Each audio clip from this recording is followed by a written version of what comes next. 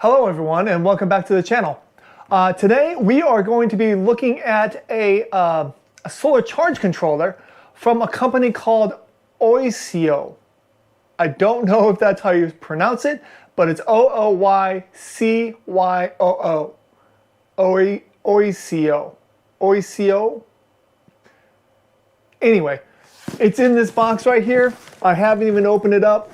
It's pretty unassuming, so let's go ahead and open it and see what we got. Okay, let's see what we got. Okay. All right, as soon as you open it up, it looks like we have some, a lot of mounting hardware. It looks like we got 2 bags of mounting hardware.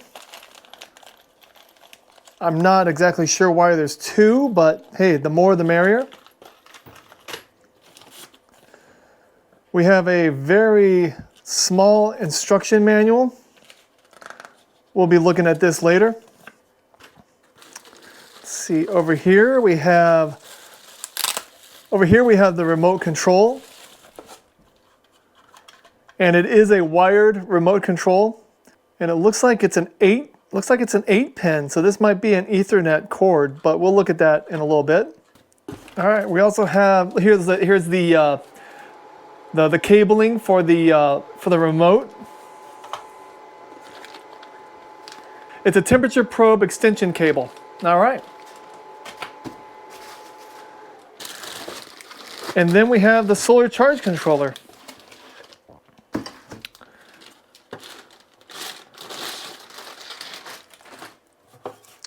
Okay, so right out of the box, this thing is hefty. I noticed that right out of the gate. I mean, this is just first impressions, but I do like how these are easily labeled. You know, you have your solar plus positive and negative, you have your battery positive and negative, and then you have your load positive and negative. And these terminals, let's see if you see the bottom.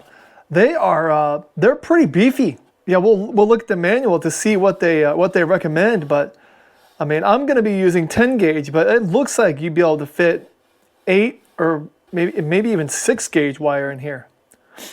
It also has the temperature sensor right here, which this extension cord is going to be for.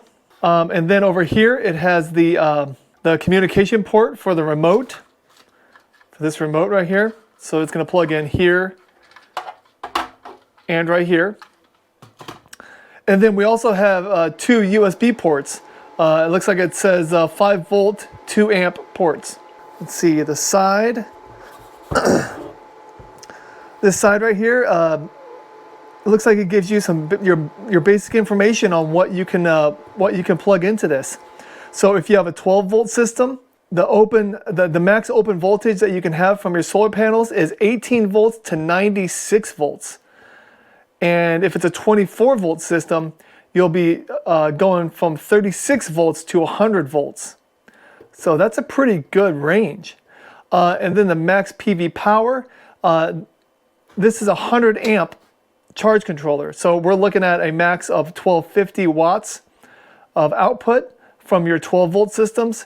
And we're looking at 2500 watts from your 24 volt systems. So this is a 12 and 24 volt solar charge controller. It will not do anything higher than 24 volts. So don't get this if you want a 36 volt or a 48 volt system. Let's see over here. On this side, it just has some more basic information. It does say any battery only needs to set PV off battery full voltage. I'm not really sure what that means. It supports 6 kinds of battery charging: lead acid, AGM, sealed, gel, immersion. Immersion? I've never heard of an immersion battery. Huh. So please leave it in the comments if you know what an immersion battery is. And then your lithium iron phosphate batteries. In the middle, there's a couple of QR codes for the user manual, so that's kind of nice to see. And then right here is just some basic information about this solar charge controller. It's MPPT solar charge controller, box K25 2500W, which stands for 2500 watts. Auto 12 volt, 24 volt. And then it says max charging 100 amps. On the, let's see, on the top, it looks like a couple of exhaust fans. So we'll see if those turn on when we actually plug it into a battery. And then we have our mounting spots. So we have one here and 3 more mounts at the bottom. And then the back is, looks like nothing. So let's go ahead and look at the manual. Okay, this manual is pretty small. I mean, there's probably not much you really need to know about it, but let's go ahead and see what's in here. MPPT solar power generators system controller. Okay, first it has your installation steps, and then your installation instructions. And it does have, I like how it has the wiring sequence. So this is how you should wire it. You should wire your load first because there's no power going to or from the load while there's no battery or solar power in the unit. And then you wire your battery.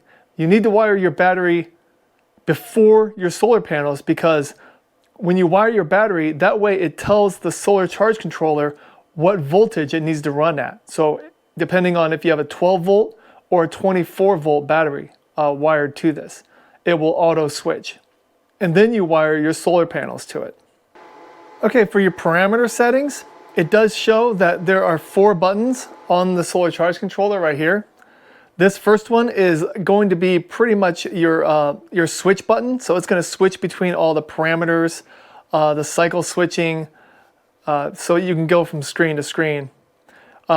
This is your set up and then your set down.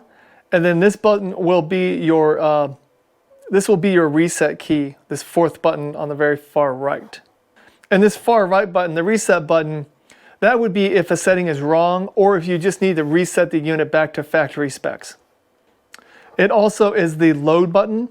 So if you want to manually turn the load on and off, you just hold it down for 1 second and it will accommodate that.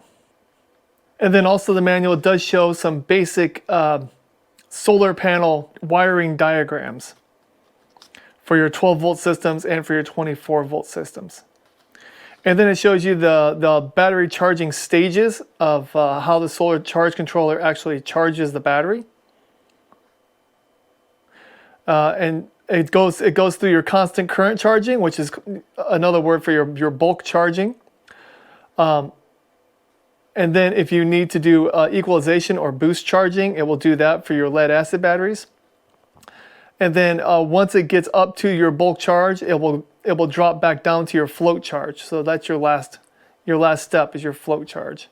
And then it also talks about the MPPT part of the solar charge controller or the maximum power point tracking technology. Okay, so there's the manual. Let's go ahead and plug a battery into this and see what the screen displays. Okay, just for this demonstration purpose, I was going to go ahead and just wire this up with like some, 10 or 12 gauge wire. Just because I'm only going to be using one 100 amp battery and, like 180 watt solar panel. Pretty much the minimum that this thing will accept. I just wanted to show you though, I pulled out a 2 gauge cable and I was able to get a 2 gauge cable to connect to this solar charge controller. I would say, and I really had to squeeze it in there. So if you're gonna max this out, 100 amps, I would say a 4 gauge cable would probably be what you're going for. But just so you know, it looks like you can fit up to a 2 gauge cable into these slots. For this example, we are using the 100 amp LiPo 4 SOK battery. It's a 12 volt. And again, this is just for demonstration purposes, but if you're going to be wiring this up permanently, you need to make sure and have a fuse on the positive side. All right, and as soon as it powers on, I hear the fans.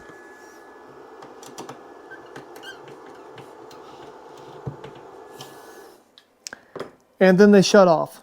So that must be some sort of like a test, just to make sure that they work when you first turn it on.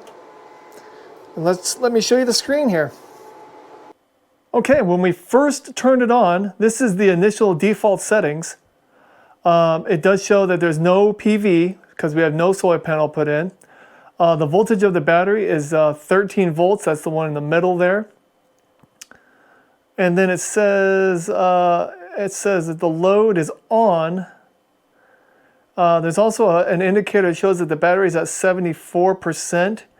That is probably basing it on the voltage of the battery. So you don't want to use that as judgment for a lithium iron phosphate battery, because of the charge and discharge curve on a lithium iron phosphate battery is so flat that you really can't go by voltage. In the middle, it shows the loads, and right now it's flashing evening. And then on the very bottom, which is kind of nice, it shows the PV off is going to be at 13.8 volts. The load will turn off at 10.7 volts, and then the load will turn back on at 12.6 volts. Those are initial settings right out of the box. So let's go ahead and wire up the little remote, and we'll go ahead and do some configuring with the remote. Okay, so here's the remote. Here's the remote, and here's the wiring that came with it. So let's see how long this wire is. How much do you want to bet it is? I think it's going to be 6 feet. And I do like also how this wiring is completely flat. So it's very non-intrusive. If you want to try to hide it in your RV, it would be very easy to hide.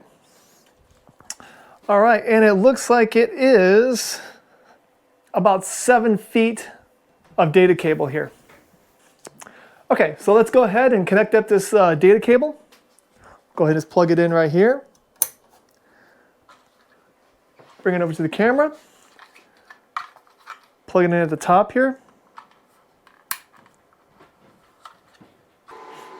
And it does show exactly what's on the screen on the solar charge controller.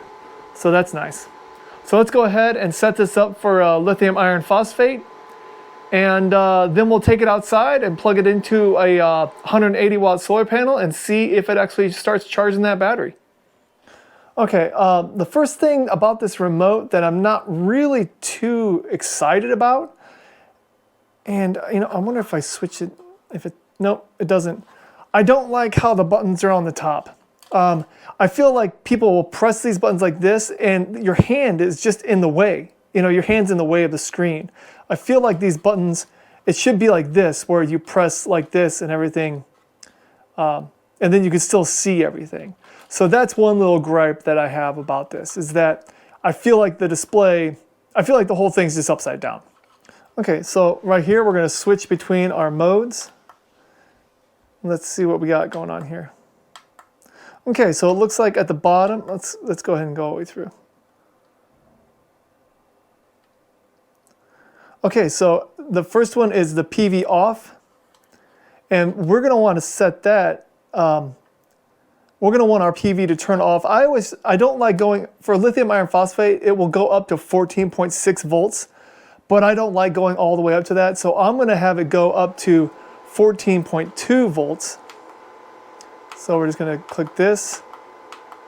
There we go. And then the load is fine because I'm not going to use the load section. And then the load on, we will do 13.6. Okay, then it goes up to the 24-hour. And let's see what the options are for that. We can either do 24-hour. Oh, okay, and then we could say we're going to do it from 1 hour. Actually, let me look. I don't know. I don't understand this.